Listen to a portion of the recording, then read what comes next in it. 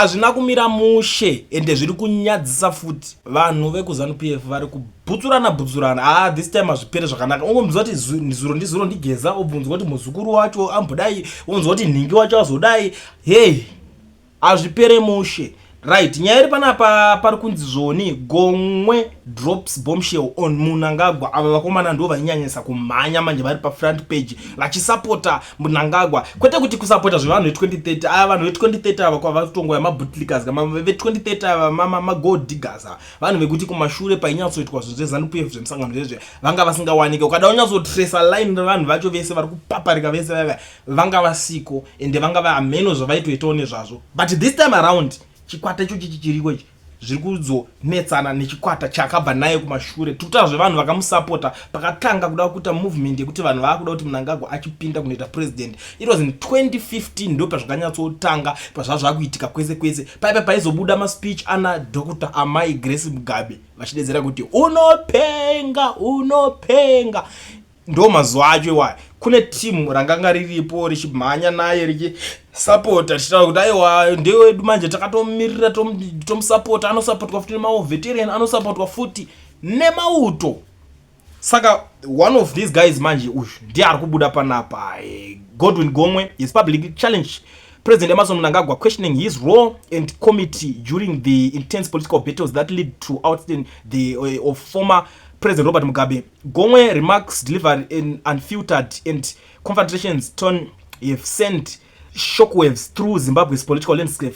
Gomwe, a former Zanupf Harare Youth League chairman, did not hold back as he accused Mnangagwa, widely known by his moniker Garwe, of reaping the benefits of sacrifices made by others without having played any active role in the struggle leading to the Second Republic. Saka nyaya imwe vari kunyanyonetsana ipapa vari kuti ayo vanhu vakaita sana Garwe makuzongobudikira muchingodya zvamusina kushandira, hanzi isusu tisitakamushandira murumoyo kuti achinge achienda kumberi, asi imi mana Garwe ndimi makungobuda izvi makungopaparika muripo pamberi muchiudza vanhu shit, muchiudza vanhu rafu. I think vamwe panguva yekuti vamwe vaimubatsira kumurwira. I don't know kuti Garwe anga ari kupi, nangu nandisingatombomuzive. Kusaziva munhu haisi mhosva, kana imi maimuziva, asi ndiri ngoti mazuva acho ini Garwe ndasingatombomuzive. Madezi ana Mugabe aya tatozomuonawo izveso apa pakatozopinda Mnangagwa ndo patakatoona ko Garwe aitanga anga atori college yekunodzidzira language inonzi rafu, because ari kutaura zvaanoda murume. Saka uyu ari kuzoendera mberi ari kuti zvoni Garwe, you must remember that we campaigned for Mnangagwa from 2015 to 2017 and we were arrested and expelled from the party because of it. Mnangagwa himself was later expelled by Mugabe due to campaigns led by war veterans like Mutsvangwa, Mahia, Matemadanda and youth leaders like Senegam and myself, whom you now call demons. Where were you in 2015, Garwe? Why didn't you tell us to stop campaigning for Mnangagwa when Mugabe was still president? Urikuona nyaya iri panapa hanzi koma ngadi kutimisa madezi acho pataikamirira Mnangagwa uyu paanga ari ngirigiri Mugabe paanga achiri president. Chandiri kukuudza kuti vari kurovana zvisingaite kuZanupf koko. But to me it's a lesson yandinotoda kuti vamwe mutodzidzawo izveso kune vari kupaparika. Imimi vamwe vanhu vari kuita dzungu vari kuZanupf. Hakuna munhu anogara ikoko nekusingaperi, ende muchatodzingwa mabasa, tichakusekai zvisingaite, ende kana tichinge takusekai hatikunzwirei tsitsi. Tarisai vamwe venyu hatina kana hwani chatokubatsirai nacho kana muchinge mazodzingwa ikoko, because vamwe venyu mune muchiitira vanhu utsinye mukufamba. I still remember kwekutone vanhu mazuva, especially mazuva aMugabe, vanhu vekuti iwo waitoti kwanzwa uchicriticize Mugabe waitosvika kutokurova Mugabe wacho asingazvizivi kuti pane munhu atoroverwa tanga achida kucriticize Mugabe, muchikoredzera vanhu madezi acho iwayo, muchiti muri kuprotecta, muri kudefenda old men handiti. But makaita zvinhu zvese izvozvo nhasi muripi munei? Tikatarisa life kuraramwa nevana vaMugabe imimi munei? Iko zvino zvanoenda kwavanoda, kwakadaenda kuSingapore, Dubai, kutanga ari kutokwira mushikashika achitoenda achinakidzwa nelife, achenjoy life yamakarwira imimi, yamakaprotecta kunyanyanya zvamakaita pa 2008 pepe. Ndo paakatanga kutonyatsoochitoona kuti pana pauda kuti nditoita serious kuunganidza pfuma chaiko kuitira kuti life yevana vangu isare iripo. Makafamba muchizvambaradza vanhu, makazowana chi mamwe magood examples apo avangoti Garwe takazoorwira takadai, wanga uri kupi isusu pataidai so iwewe wakadii kuti titimire kuita izvozvo izvo. It's not too late, because kune vanozouya vachidya pese paunorwira munhu ziva kuti anenge achishandira hama dzake, shamwari dzake, mafesi ake, whatever, ndo vanopinda navo votanga kutoita zveupenyu. Imimi vamwe mese imimi munongobenefita machicken something. mutongogurirana chidya nemachips zvatopera mosangana pa the next 5 years zichatera. Inini ndangoti ndikupfuura nepanapa mhuri yeZimbabwe ndichikuzivisai zviri kuitika ende ndine nharo because nyaya dzipere ndechingodzinzwa hope.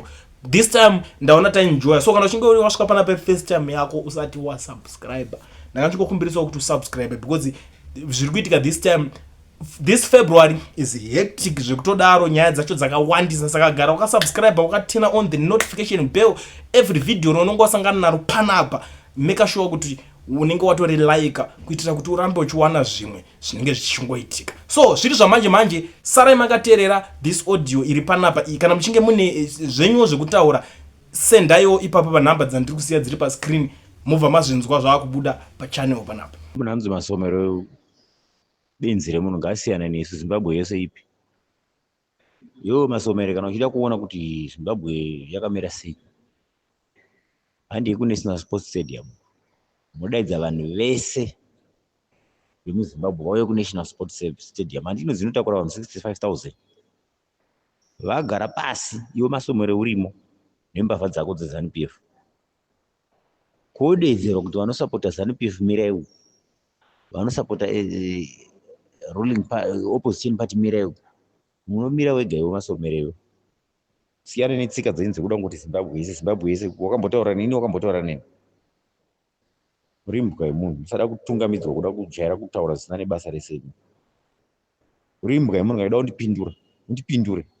Nodzi comrade dudzai mabhunu undifonere unditaure undipindure. Urimbuka yemunhu ndinda zvitaura benzi remunhu jaira kutambisa kwafurandi nemunhu akarara kumba kwake muchida kutaura zvisina nebasa rese. Hausi kuona kutambura kuita nyika, hausi kuonera kutambura kuita nyika. Varume musadaro, so musada kuda kubata vanhu kumeso. Nyika inotungamirwa nebofu zvamuri kuona izvi, asi hamugoni kubvuma nekuti munotya kurohwa. Hamugoni kutaura chokwadi makaita sei. Ndataura ndikati nyika haitongi kumba kwenyu. Iye zvino malonja makuda kubraiba maovheti. Jeza akavavhura hombe chaiyo. Makuda kuvapa tumari kwezvino nguva yese mamusingazoti havana mari. Chinangwa chenjuru chakuti 2030 isapotiwe. Hatibhoisapotiya. Usambofe wakati maprovinsi abvuma, hatibvume. Kuprovinsi kwamoita musangano mune muri 30 kana 40. Ndiyo zvamunongobvumirana imimi. Usada kujairira vanhu kuZimbabwe muchita kunge muti tenge zviforimbo. Ndinogumira grade 7 guys. Churu vanhu vakaenda kuchikora ndoziva zvavari kuita. Usada kutifungira. Iwewe neZanupf. Vatiite zvamunoda imi. Muchamupinda muna 2030 macho tichaona zvamune maite. Izvo chii chamaita kubva 2017. Chii chamaita chiri kubatika. Chii chamaita zvimabridge zviri kungotorwa nemvura. Basa rekuvhura zvibhorani nezvinhu zvisina nebasa, zvinzira zvematombo. Munofanira kunyara imi vanhu munotaura zvamusingazivi. Munofanira kunyara kana muchitaura nevanhu pamberi pevanhu. Muzoitai order. Ndofunga kuti hatizivi kuti makapusa stereki. Munotumwa nemunhu akarara kumba kwake. Zviro ndizvo rimwe benzi kwanza ava Mnangagwa chisovaudza zvokuita. Havatombozivi kuti tiri kuvakampenera kuti vaite 2030. Mapenzi evanhu. Pengerai kudhuze nekwamakaroyeko. Siyai Zimbabwe isungunuka. Sada kuti inyepera panapa. Kuda kunyebera kuda vanhu. Makuda maovheti nekuti vazotaura kuti vari kufa nenzara. Makulonja tumari twenhema. Jeza akatopedza kudhara we. Kana muchida kumura asi chokwadi chakataura chinoramba chichisekireta mumaaudio. Tinacho hatidelete. Asi mazviziva kuti hamudiwi. Basa rekutongwa nechembere. Munhu angotaura kuti munyika muto corruption matsamwe. Ndimuri kubaya. Kuvhunduka chatikwatara kungooneka turikwa. Wavhundukei panze corruption. Ndomuka zvinonakidza zvokuti vana chivhai vari kugova motikari. Nyika izvino iri kutonzi hatina mari yekuinisa chikafu kumashonaland. Kumashonaland east west hatina motikari. Umwe ari kungogova mota dziri kungogoyiwa nemahara. Muri mutaura kuti atenge marori ekugova chikafu. Kuzvipatara vanhu vakutoita nemagumbezi avo. Muri kuita basa rekugova motikari. Mari yacho yamuri kupa maovheti maitora pawichi budget. Matora padepartment ripi rebudget. Zvamunoti nyika haina mari maiwana kupi. Imi musada kutamba nesu, musada kutibata kumeso isu. Tiri kuziziva zvamuri kuita. Asi pakupedzisira Mwari vanopindira. Muchamhanya mese. Pakupinyi mungatirowe mungaite sei, mungavadii vana Jeza vacho mungavashungurudza. Asi pakupedzisira muswe unopinda pakati pemakumbo, munomhara chete. taurai izvezvi zvamukutaura zvimafani izvezvi zvamukutaura izvo. Hatifaniri kuedza kuudza chokwadi, hatifaniri kunyeberai. ZANU-PF mune hori kubva kuna president wacho kusvika kuna youth mese muri matsotsi. Hapana vanotaura chokwadi apa. Chokwadi chinji chingoti maswera sei makadii vabereki, that's all. Chandoda kungokudza chete ZANU-PF muzive izvozvo izvo. Ende chokwadi tinofana chichiro mukauraya vanhu mukaita sei, tinoziva kuti vanenge vafa sei. Usafungoti hatizive. Tabva nemikure vaMnangagwa, tabva nemikure kubva Mugabe achiripo, kubva muchiri kuhondo, tinokuzivai.